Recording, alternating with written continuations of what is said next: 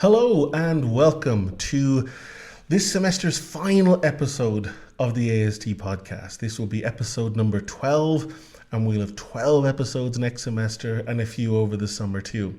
I want to thank you very much for viewing if you're watching on YouTube, or listening if you're listening in the traditional format. And I want to encourage you, if possible, to subscribe. If you subscribe, then you'll never miss a podcast, because there will be times we'll have podcasts when advancement won't be around to shoot out an email. And if you're subscribed, you won't miss an episode, and you'll also catch up with some of all the other cool things that are happening. To encourage you to click that little subscribe button if you're on YouTube, it'll be right down there on the bottom right. We have a prize. You may notice, as our academic dean, Rob Fennell, is modelling brilliantly, that we have AST mugs, and we have this, still in the wrapper, It could AST, be yours. AST mug. It could be yours. It is easily the most desirable mug in the HRM theological podcasting community, without a doubt. So if you're a subscriber, when we come back, one of you will win this mug. So please do subscribe. You'll be doing us a favor. Click that link down below. What are we going to do in this final episode of the semester? Well, we brought in our academic dean, Reverend Dr. Rob Fennell. Thanks for joining us, Rob. Always again. a pleasure. Yeah. And we're going to talk about Advent, Christmas, and a little bit about the Gilets jaunes protests in France and spreading throughout Europe. So we're going to begin with the season we're in, Advent. Rob, can you give us some theological background into what Advent is and its functioning in the church at this time of year, and whether or not it has any cachet in the wider society? Yeah, well, this is the time of year, the 4 weeks, 4 Sundays before Christmas, when we talk about this season of Advent, which is a liturgical season. Obviously, it's marked in the Christian churches, which kind of go in for that sort of thing. Not all Christian churches mark Advent. Certainly when I was very young, it was not marked at all, really, in the United Church tradition, although it came on stream as there was a greater kind of ecumenical convergence in Canada. So we learned it in the more Reformed traditions, particularly from Roman Catholics, Anglicans, Lutherans, who had always been marking it. So it's sort of even within my own lifetime that it's become a little more visible for folks like me.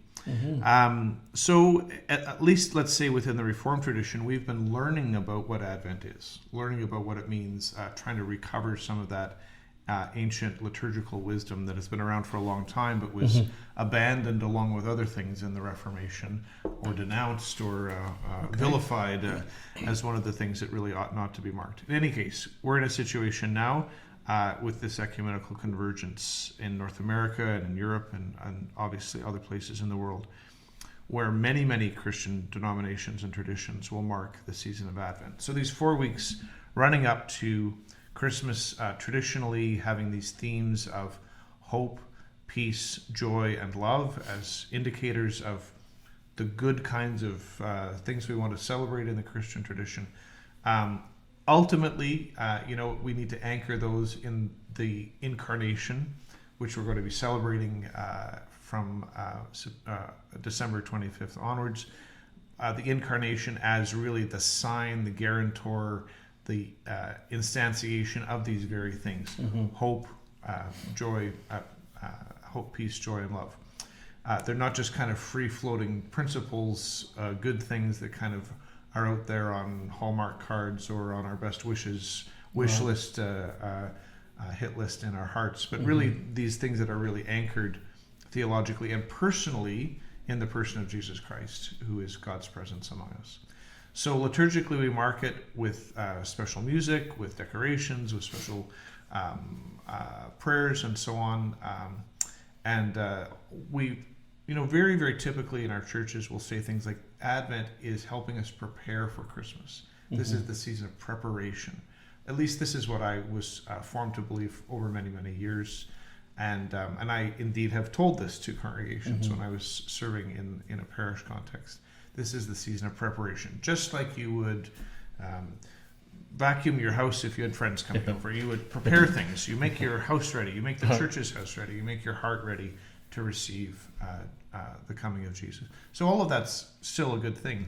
What I would like to put as a little bit of a turn on that is also to think about that word Advent, which is an English borrowing of a Latin word, meaning something more like coming rather than preparing. So season is the advent of preparation. We say that over and over and over. Preparing for Christmas. Let's get our hearts and minds ready for the arrival of Jesus. But Advent itself, I think, probably was and is meant to be characterized by a sense of a focus on the coming of God, the coming of God in our midst, the coming of Jesus Christ.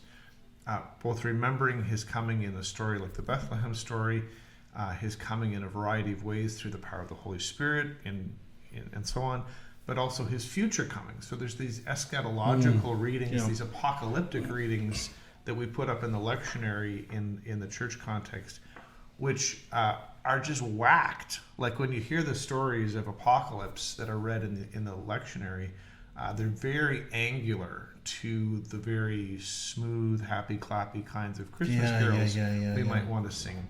And there are some fantastic Advent hymns which emphasize the apocalyptic or eschatological dimensions of Advent, but they've fallen out of favor.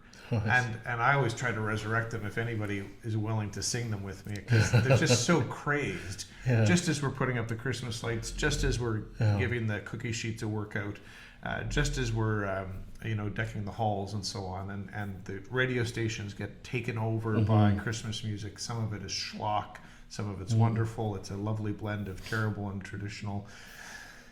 And then we get these unusually bizarre apocalyptic texts in the lectionary, in the context of worship, that says something tremendously dramatic, reversal-oriented, interruptive, disruptive dynamic that God is bringing about is at the doorstep. It's very difficult to reconcile that, and I think quite often we just kind of gloss over it or skip it and go back to, it's the season of preparation, which means I must clean and stock up my fridge with cookies and shop, of course. Well, I get that, and I grew up with that too, and of course my own life has got lots of aspects of that, and I don't think it's wrong to prepare for Christmas in that way, and I like Christmas trees, and unlike some Christian traditions who said we should not have them anymore, let's get rid of Christmas trees too. I like Christmas trees. I like giving gifts. I like receiving gifts. All those good things. And there's this layer, this dimension of eschatological attention to the coming of God, whatever that might mean. And of course, we could talk all day about that. So within the church itself, we perhaps have given less attention to that layer or that dynamic than we ought to. I'm not going to hold anyone over the fire over that. I just kind of want to alert us again to the importance of that and how it might reframe not only our approach to the season, but our approach to all of life, the approach we make to all of our daily living as followers of Jesus. That apocalyptic dimension, I think, is fascinating, and I want to stay with that for a little while because I think it's absolutely crucial. And I was actually thinking about it during the week, and I'll share that in a second. But I also think that it's very, very difficult for us now, by virtue of the fact that there was the strong attempt within the medieval theological culture to identify that God's reality was the reality, and all reality around was less real and incidental. It was allegorically related and participatory, derivative, but that's the real. And so because of that, it was easier to play with time, such that the past, the present, and the future are not spread out in linear fashion as they are for us. Because one of the difficulty I think we have with Advent is that, Jesus came, and I think it was year 4 or something, and and so we who reify temporal time, sort of human time, linear time, we have difficulty inhabiting that space of the He came, he is coming, and he will come again. Because the hegemony of God's time is no more within the modern saeculum, So it's a pity for us. And so what you mentioned, singing hymns as a way of a sort of, and those mental texts from Revelations as ways of maybe struggling against this, sort of an opening up the space for the apocalyptic. Yeah. So, for example, one of the Wesley hymns borrows a tune from the pubs and brings it into the church and rewrites the words. And I've heard really kind of robust, even ribald versions of these hymns being sung as a way of kind of ginning up our attention to these apocalyptic dimensions of the season of Advent. So I'm not going to normally sing on a podcast, but I will just this one verse, Lo, he comes with clouds descending. And you think, I would just like to go back to sparkly Christmas lights. Exactly. And this whole notion, it's right out of Corinthians 15, that lo, he comes with clouds descending. But the hymn, which people may know who are listening, derives at these themes and images in the Bible again and again of God's dramatic intervention into human life, which is not at all about time. I think that's an important thing that you've just said, that it's not just about fixing a point in time and saying, on this day, Jesus will return, and therefore we must attend to that. But rather this kind of continuous process of God coming into our lives and the fulfillment of whatever time cycle might emerge. But the full consummation of all of God's purposes are always wrapped up in what God is about. Yeah. And so the hymn, which I promise I won't sing again,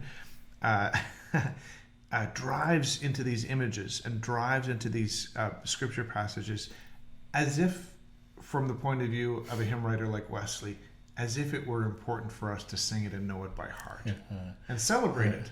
Not to fear it or slide it away or brush it aside, but to say, actually, it's so important. We'll pick a very popular pub tune and sing this not really triumphant, but delightful and disturbing song of God's return. Yeah, it's wonderful and challenging.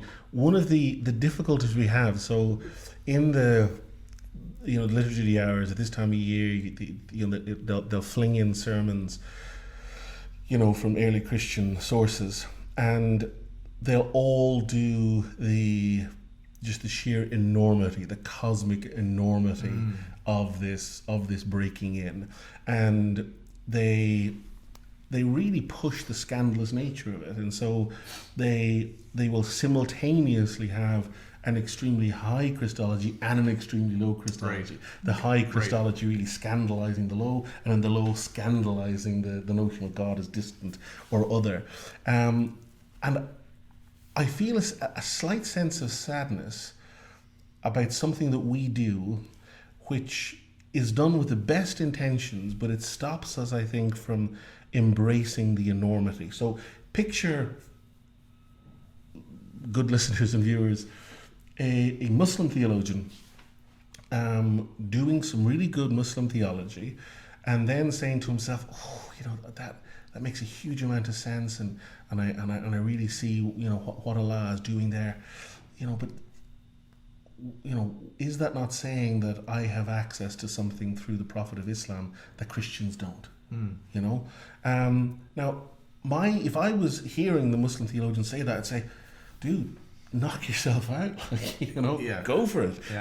Don't mind me. I'll enjoy it. I'll sort of sit back and go, that's a really interesting thing. But so many Christians, they want to say, holy shit, there's amazing things that Jesus is making possible, and they go, but can I say that? Like, does that not make it as that only I have it? So they find themselves, and this is, I think, a lot of priests and ministers who are preaching on Christmas Eve, they don't really want to talk about the enormity of it, because what about or even the less churched or the de-churched or the unchurched, who very happily actually have come to Christmas Eve services. They want, but let's not give them too much Christ in this Christmas moment. We don't want to scandalize them, hurt them. They might not come back. Footnote, they might not come back anyway. Exactly. Just based on experience, I know that to be true.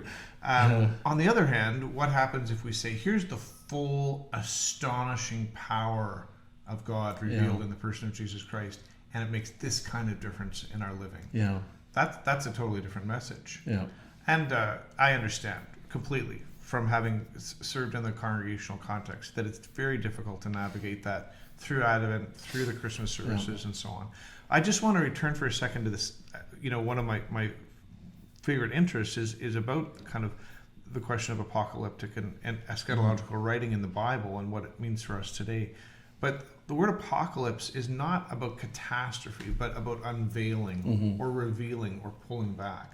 So whatever we say is apocalyptic in the scripture passages or in the season of Advent is not about some far off distant explosion where God intervenes and blows everything up and resets the order. But this, I would say, it's also about this process of continual revealing or pulling back or unveiling, as is often remarked on, for instance, the last book of the canon, the book of Revelation, in Greek called the Apocalypse, the Apocalypse of John, the unveiling, the revealing of Jesus Christ day by day through all these processes. And so, indeed, what is it we want to unveil? What do we want to reveal? What do we want to share? If it's merely a matter of, this is the season of delicious cookies. I seem to have said that more than once already in the last few minutes. Is that the season we're in? Yeah. Great. Actually, I really like making shortbread and I like eating it. Is that it?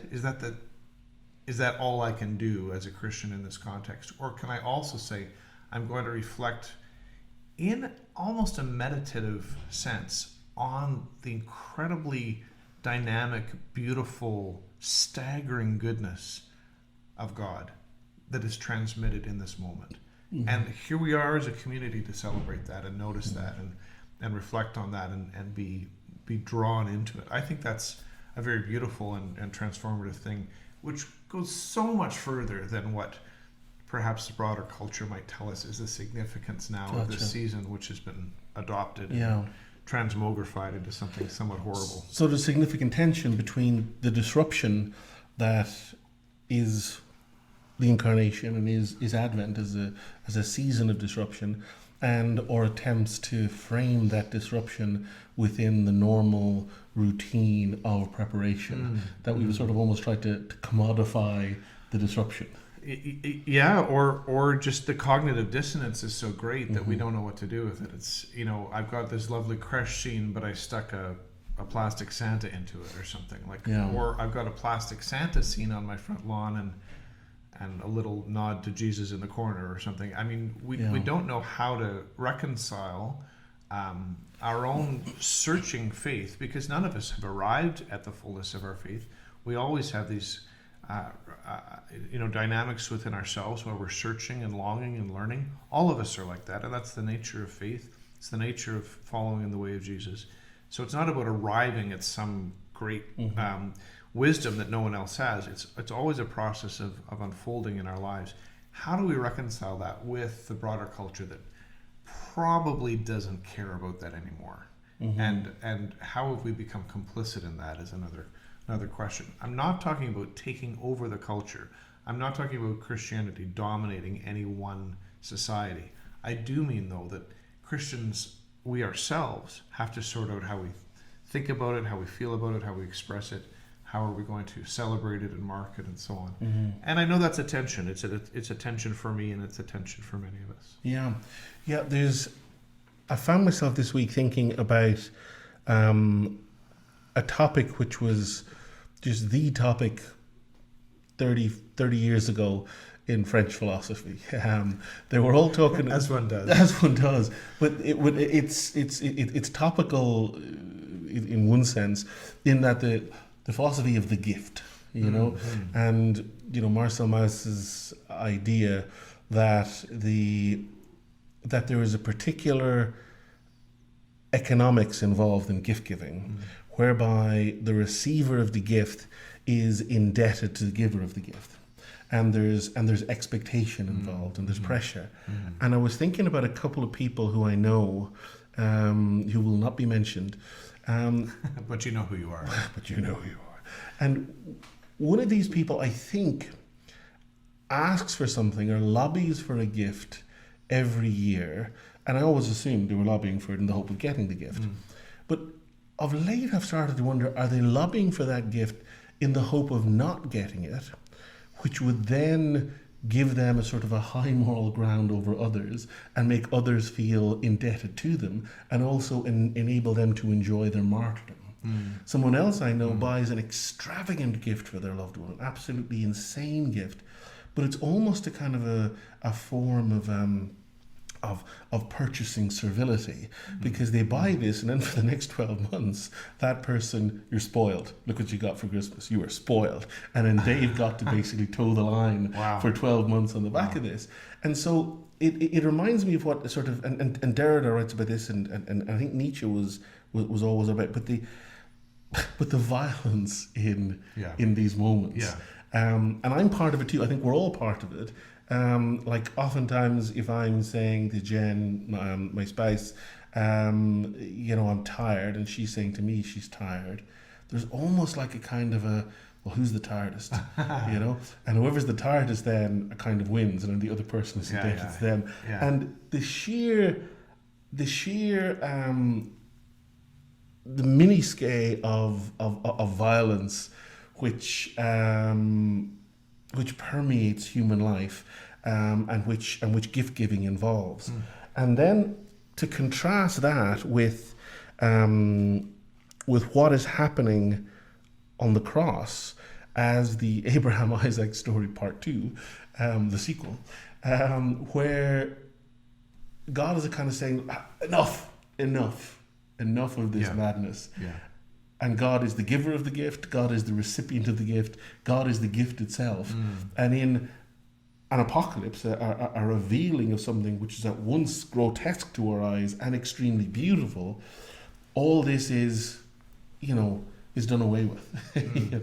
You're okay. You don't have to play this game of gratitude, because the person to whom you owe gratitude, God, it can't benefit God. And so it's just got to flow out from you. But it's this liberation from this petty violence, which is not petty when it reaches the level of nation states, but this petty violence which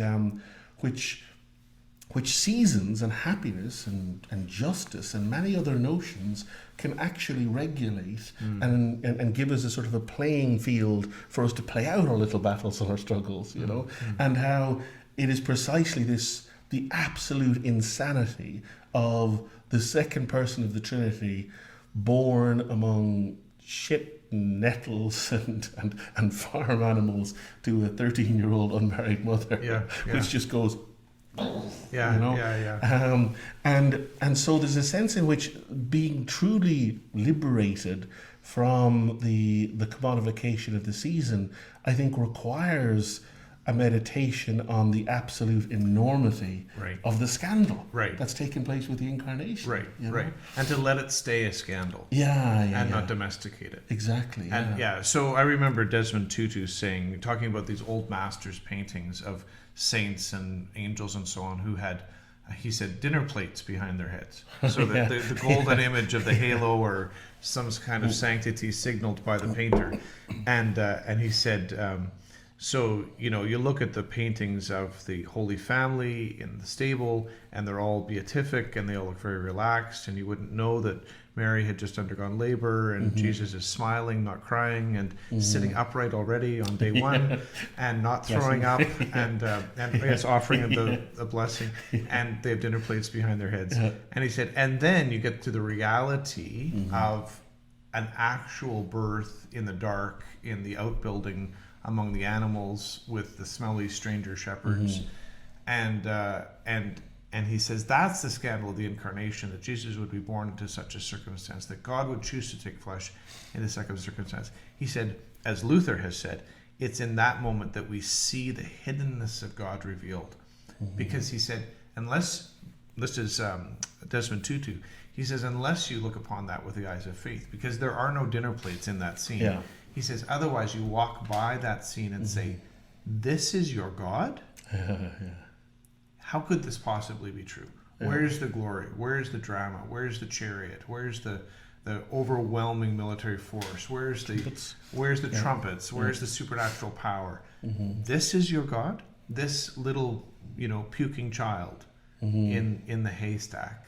This is the incarnation. So I'm very much believe we have to let it stay a scandal and not just turn it. I mean, I understand the desire to make it a beautiful season, partly because we need the rest from the horrors that we see. Yeah.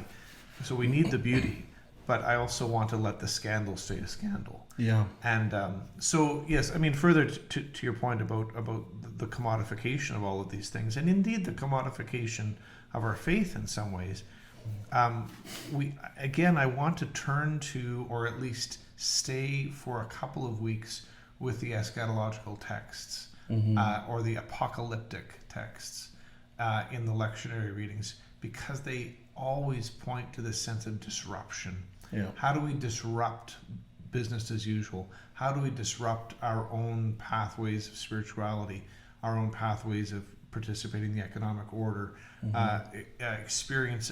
experiencing each other on agonistic or violent terms? Yeah. If that's the norm for human living, something has to disrupt it. Yeah. So the coming of Jesus is precisely that, in the sense of being the great disruptor. Yeah.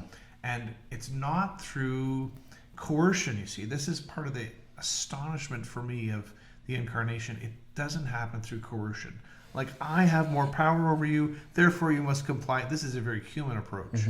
We see it reflected in certain political figures. So, I have more power over you, you must comply, I have an army at my back. This is how invaders come to a place like Canada 400 years ago. No, Jesus comes to us and says, here I am helpless among you.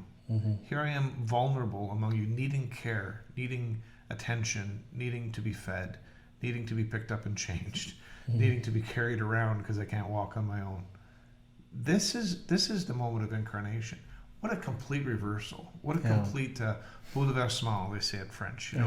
Completely upside down to what we think a conquering Lord ought to be in the midst of a disrupted and distorted human society. Yeah. That's not what he brings. He brings vulnerability. It's very odd. And of course that progresses right through to the cross, which is the ultimate signal of vulnerability. Yeah. Even here, I will submit to your madness and show you how much I love you, even at this moment. So my father, for many years when I was growing up, would preach about the crucifixion on Christmas Eve. And I thought he was nuts, except that he was right. Absolutely. He was right to do that. And to point to that as the ultimate kind of disclosure or unveiling of the reality of God, that even here in this moment of vulnerability and failure, in a sense, on the cross, Jesus says, or God says in the accent of Jesus, this is how much I love you. Yeah. And it takes that, and I love that idea of your dad, preaching that, because I think the temptation for most preachers will be to quote unquote make it relevant. And that is, you start with the stories of the day, the core narratives that are ambient, and then you squeak in a little of Jesus, into it. But I think that fails to appreciate two things. One, how scandalous the incarnation is, and two, how far gone we are.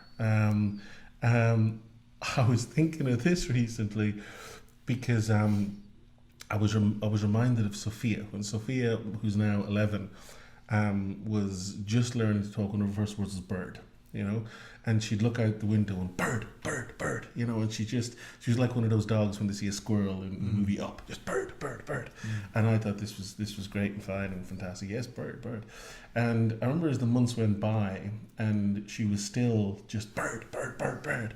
And what was originally cute was a kind of, okay, Sophie, I was kind of wondering, boy, she should be getting more words than bird now at this stage. Okay, Sophie, yes, bird, but, it was ball and just cup and everything. And after a while, I suddenly, was reminded of the fact that, like, this thing, this bird, is heavier than air, and it's taken off the ground and moving through the air in the sky. Like, holy shit. You know? What is that? That is just mental. And all around us, there are these incredible wonders, which to a small child, they see it. Yes. They don't need Yes. revelation to be reminded of the enchantedness of the material order. They see it, Right. but over time, they go, yeah, it's a bird. Yeah, you know? Like if there were unicorns running around the place, we go, yeah, unicorns are running around, you know? We get dulled to it. Yeah. And so we need interventions to disrupt. And yet the temptation during Advent and Christmas is to make it relevant, when the idea, and the higher the Christology, the better, here in a sense, that it is God's self who is this crying baby. You know? It is God's self who dies and cries out in abandonment. Yeah, You yeah. know? And this, so that's where Luther will say this is where God is hidden in the incarnation, in the crucifixion. And you know, it's a lot of work sometimes to unpack what he means by hiddenness, but it's precisely that. It's not evident at first glance that this is where God is present, but once you see that, this whole other world breaks open. Yeah. So you talk about enchantment and disenchantment. I mean, this is the malaise and the plague of the scientific era, and I like science too. Science has done a lot of good things for me. But the scientific era and the rationalistic era, the era of the Enlightenment and post-Enlightenment, disenchants our ability even just to apprehend what's happening around us, because we love so much to categorize and to control and to manipulate. That's how we have shaped ourselves in the West. Instead of letting the sense of wonder kind of overtake us, or even just to live inside the sense of wonder as a normal state of being, not as the exceptional or the childish, but the goodness of the childlike. To say, here I am in this state of wonder. And of course we know a few people like this, and they're a little bit odd in terms of being offline with what the rest of us have been trying to do, and getting and spending and laying waste our powers, as Wordsworth would say. Except that they are so happy. They are so happy in their state of enchantment and delight and wonder. I admire that, and I aspire to that in many ways. I think if we let the Christmas narrative, the Advent narrative, if we just stay with it, if we just sit with it, if we let it be the thing to which we correspond, we become relevant to it, rather than trying to smash it around and make it relevant to whatever is the flavor of the moment.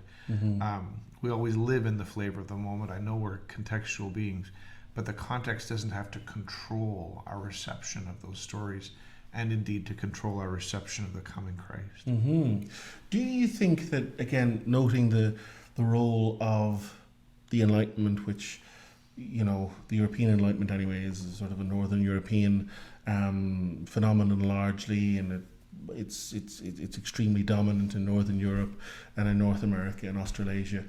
But do you think that the fact that Greek-speaking Christianity wasn't quite as colonized, it was colonized too, but wasn't quite as colonized by the logic of Enlightenment, that has given them a distinctive approach to the festive season? Yeah, and I certainly confess, you know, my ignorance about the Eastern tradition, the contemporary Eastern tradition of Christianity, and it's one of the things I'm trying to learn more about. We're hoping here at AST to have an online continuing education opportunity next spring, taught by a Romanian Orthodox priest to help us understand Orthodoxy, contemporary Orthodox tradition.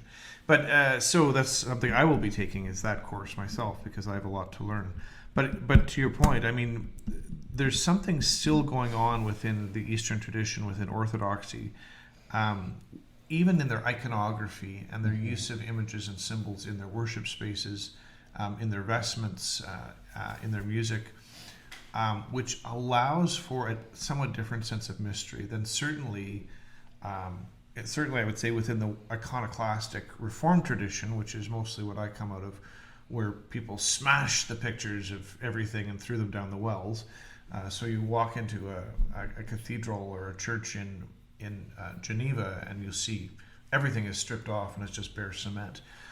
But in the Eastern traditions, and certainly even within the Orthodox churches here in Halifax and anywhere, you'd see an effort to keep, you might say decorating, but it's not just decoration. It's a deep regard for the presence of God in the here and now, and the mystery in which we are bound up, into which we enter every time we come into worship, and of course into every moment of life. So I find that very beautiful just on iconographic terms, and there's a lot to learn on my part in terms of the theological side of that. But yeah, it may be indeed that they just have not been colonized by, or as susceptible to for some reason, or as overtaken by that denuding or demythologization or disenchanting sort of practices that the Enlightenment always cultivated in the interest of what?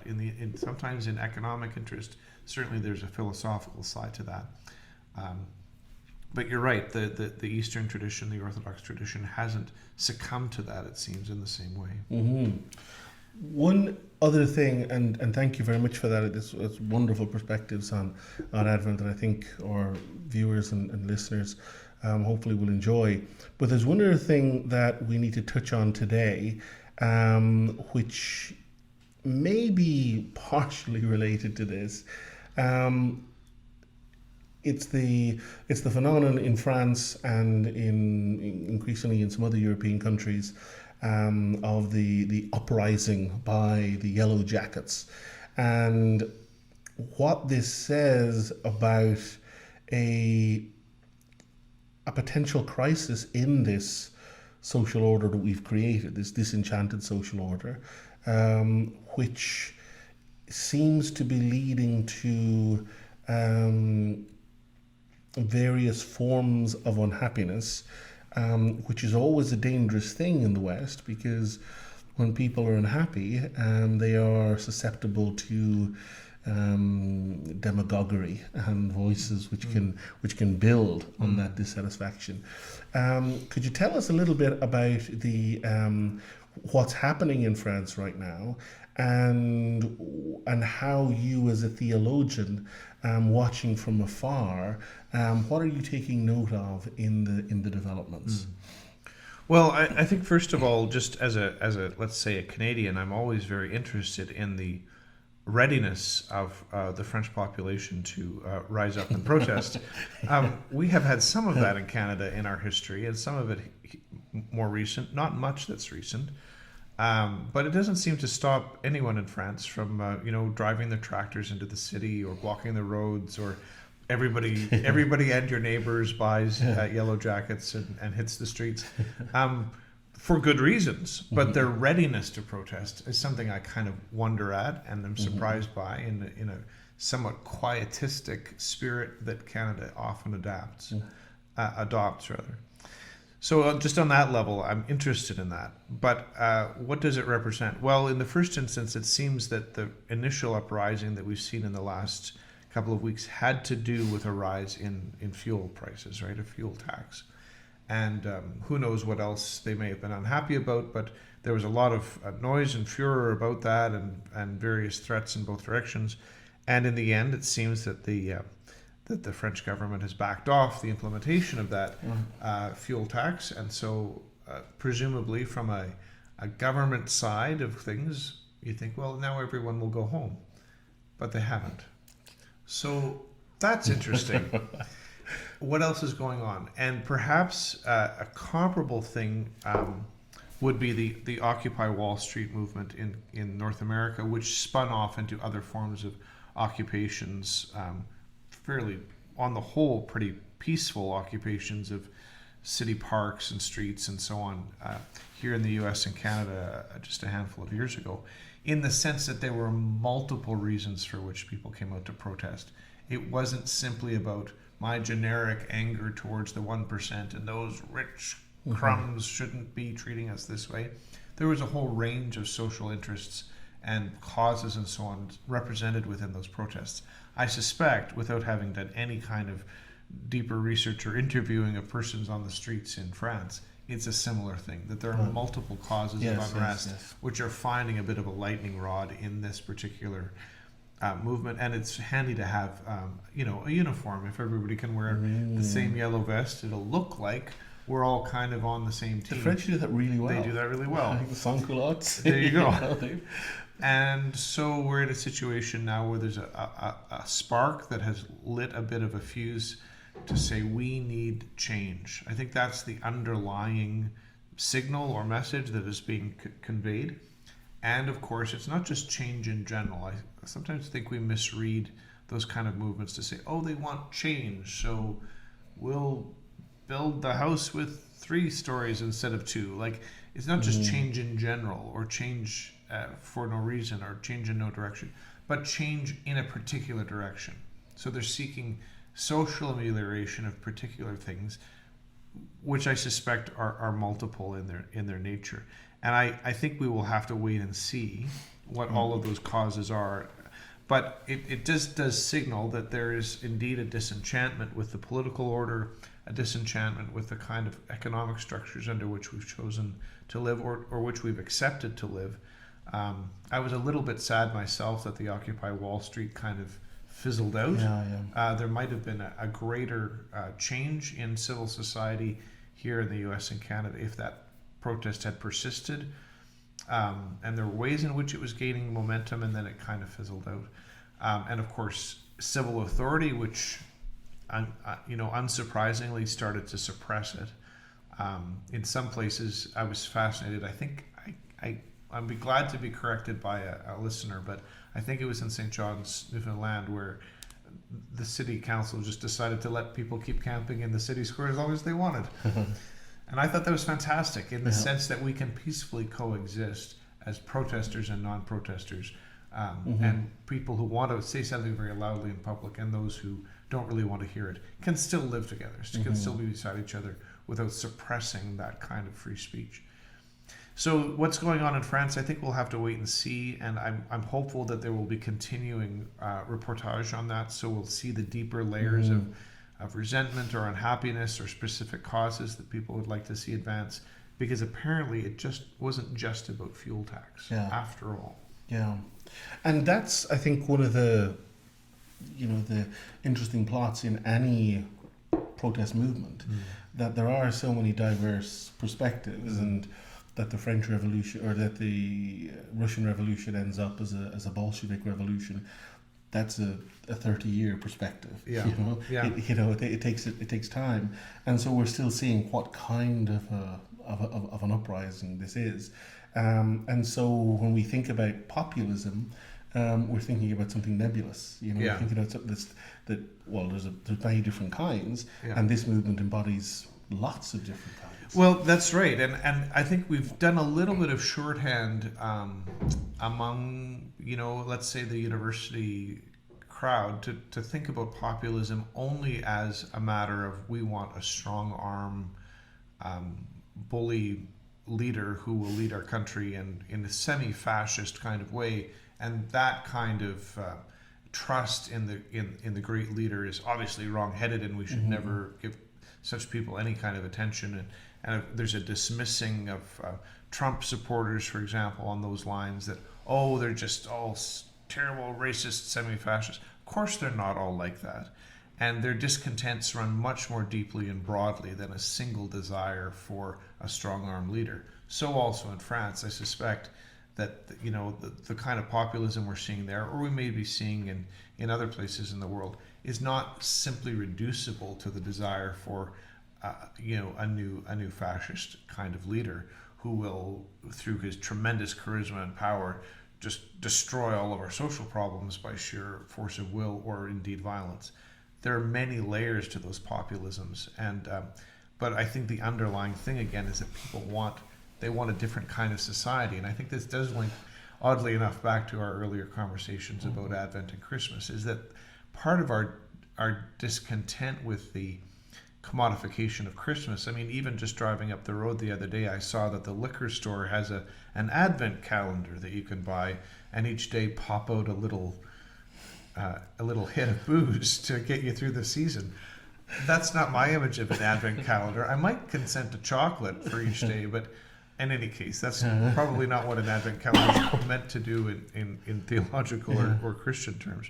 But it does, we have a discontent with that kind of commercialization of Christmas. Because, why is that? Because we're longing for a different, even transcendent kind of experience within our spiritual lives and within our society. So the populisms we see around the world, I'm very alert to the rise of neo-fascism. I've written a little bit about that, and I've studied fascism in the 20th century, and I know how terrible and treacherous and violent and murderous it can be. So I'm very alert to the rise of neo-fascism or proto-fascism. However, populism in general has a broader sense of appeal to, we need a different way forward. We need a different kind of society, not even just a different kind of self. It's not merely a matter of I need to work on myself and become more spiritual, or I need to become more whatever. Even that's kind of a commodification of oneself. But we need a different kind of society, because the society we have has gone awry. And so again, this is actually what Advent is speaking to, actually what Christmas is speaking to, and what the incarnation ultimately is speaking to. In the person of Jesus Christ, God says the way things have been going need to be addressed. There has to be a different way. So they are related, oddly enough. What's going on? But I'm a bit leery about being too reductive about it.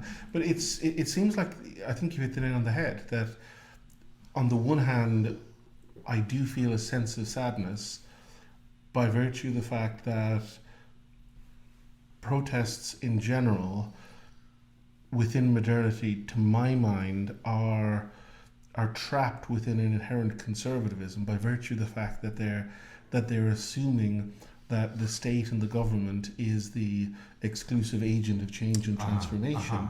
And so therefore all they can do is move a dial, but they can't really change anything. And so therefore we can lurch between left and right, and we can lurch between these things, but it's the same apparatus. Whereas religious traditions, Islam, Christianity, have that apocalyptic energy where they can perhaps offer different modes of being in the world, which could bring change. Because one of the things I was thinking of, and I was listening, I was thinking of while you were speaking there, that if we look at, I can't think of the English historian and art critic's name, but he wrote a wonderful book on the French Revolution and afterwards called Citizens. And his thesis is really that most of the good things that the French Revolution brought about were already happening in the Ancien regime. And for him, in any movement like that, when you're looking back, you go, boy, if only the elites could have seen that if they gave a little bit, if they just were more attentive and more responsive to the needs, then this massive bloodshed may not have happened. And I'm thinking in relation to the universities and the churches, because Roman Catholicism, Anglicanism, the United Church, and universities, like it or not, we are part of the elites. We are part of that thing that people more and more are starting to say, this thing is really working for us, And so how do we, and so our knee-jerk response, I think, is to, shut up, you fools. You're saying that because you're ignorant and bigoted and stupid, that's why. We're actually you need more of us, more university, more of the kind of discourse that we've been offering. And so I wonder about whether we, the church, can speak into that and can do anything apart from push the great unwashed to one side. So a sort of a follow-up example would be the Roman Catholic Church in relation to Irish nationalism. That it's assumed that the Roman Catholic Church was, front and centre with Irish nationalism only after they won. Prior to them winning, and some of these letters written by bishops were circulating recently as part of a sort of documents being released after 100 years, and they were just in outrage at these horrible terrorists that were trying to do these things, and then 10 years after, when they've won, they're heroes. They were heroes, and saints, they're full on, in bed with them, which again is very worrying because it speaks to the inherent way in which the church naturally gloms on to power. It's a distasteful thing. So can we speak to them? And I think this is where you're exactly right. We can, but by refusing precisely the political rhetoric that is starting to emerge, where they say different taxation systems can change everything, or if we keep immigrants out, that will change everything. We need to say, no, that's precisely wrong. Yeah. But yes, you're right about that this political system isn't working for you. Here are alternative modes of being in the world. Here's alternative ways of thinking. Here's how we can disrupt this natural cycle. In that movie, which everyone hated but I actually thought was quite good, Fantastic Beasts and Where to Find Them, and the second one, the Crimes of Grindelwald, there's this great, wonderful beast, and like a little cat, they sort of, put something in front of them, and the cat, is taken out of the picture. That's the way we tend to be with the political machinery, that Trump and Pelosi have a little sit down, and we just keep pawing at it, Wave their magic wands. And yet the system will go on unchecked as these games are played out. Yeah. The church needs to, and this is the season for it, to unveil or to point to the unveiling of a different reality, a genuine reality, which calls all this BS into question. That if this is what power is, the meekness of the stable, then this calls into question the power of any of these tyrannical rulers like Trump or whoever, and yet our temptation is, in order to be relevant, we will precisely make ourselves part of the machinery and the apparatus. So apocalyptic seems to be precisely what we've never more needed, and yet only in these hazily remembered hymns have we access to it. And we've decided, it seems that we've decided that they're just too uncomfortable. Right. That language is, and it's too fantastical and maybe too much associated with, that very sort of strident evangelical strand of Christianity that would mark this out as kind of a process of predicting the future. This will happen, and then this will happen, and then this will happen, and then there will be an Armageddon, and then the millennium, and then the great throne judgment, and so on, and then something, and we're all supposed to fall into line and with this kind of predictive timeline. And of course, many people reject that, and so the whole discourse or the whole mode of talking about that gets rejected as unhelpful or too mythological or too fanciful or just too evangelical. We want to stay away from that. Missing, of course, the good sense of the word evangelical. So I'm just kind of interested still in this idea of popular protest, because you're right, and I think it's very insightful what you've said, that the popular protest tends to point towards a notion that if we can just tweak the levers of power, all will be right. Don't give us that extra half cent in the gas price, and then we'll be okay. Turned out we weren't okay. The post-war promise of a chicken in every pot and a car in every garage, or we used to like to say a car in every pot and a chicken in every garage. But as long as the government can give us this, we'll be all right. And there is sometimes a passivity in, for example, in the Canadian population, sometimes, which says, if only the government would change this, then we'd be happy. And if I or anybody participates in a protest movement that results in flooding the streets and shouting, then the government will change something, and then all will be right. And we have kind of offloaded our collective responsibility to form the kind of society we want to our elected leaders or to civil servants, as if they could manipulate that in a meaningful way. I remember one economist teaching a class in which I was taking a class in economics. It's an easier way to say that. And the professor said, well, the government's main function is to manipulate the economy.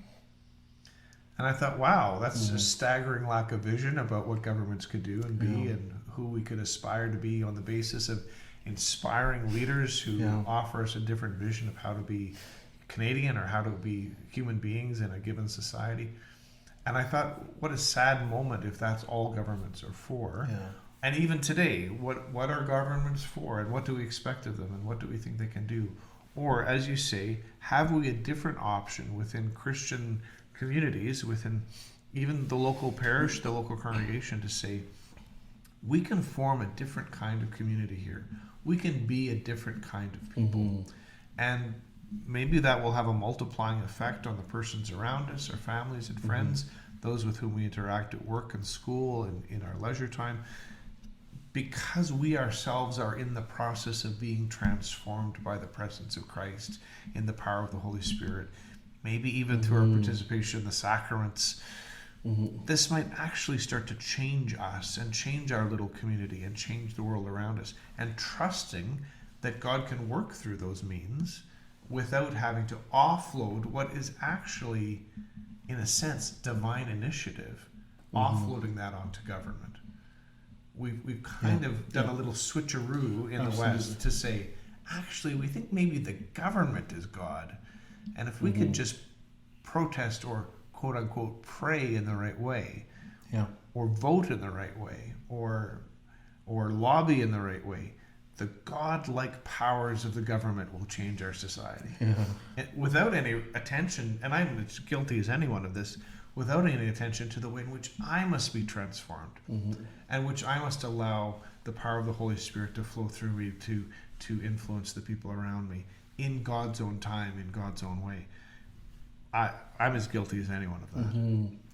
Do you, as a final question, is there anything or any part of your most recent book in which you're engaging with the text of Revelation, or are there any exegetical strategies that can help us if we want to spend some meditative time engaging with that text over the next couple of weeks?